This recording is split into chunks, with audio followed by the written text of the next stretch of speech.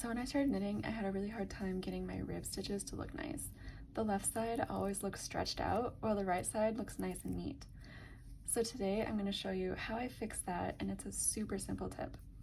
All of this is done in the first purl stitch that follows your rib row. All you need to do is purl this as a twisted stitch instead of purling it as you normally would. So I'm going to show you how that's done. I'm doing a 2x2 rib here, but this technique works for any length of rib. So I'm just knitting up to my purl stitch. And this is a stitch where it takes place. I'm going to bring the yarn in front as you would to purl anyway. Insert the needle. And then instead of wrapping the yarn the way you normally would, which would be this way,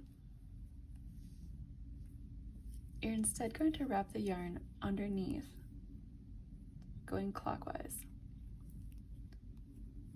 and then purl as normal. And then I like to snug this up a little bit. And the result of doing that is a twisted stitch on the back. And what that's doing is it's shortening the length that the yarn has to travel between this stitch and this stitch. And that's what causes those loose stitches on the left side of your ribs. For your second stitch or any other stitches following, I just purl like normal.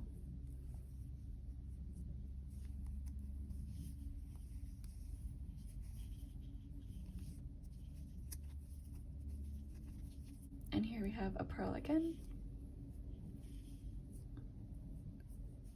So we're going to wrap the yarn clockwise instead of counterclockwise.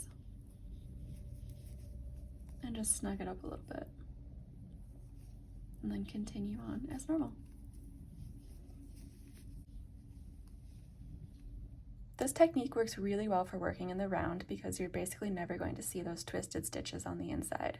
But if you're working flat and you're like, I don't want twisted stitches, then check out my next video where I'm going to tell you how to do this technique in flat knitting as well.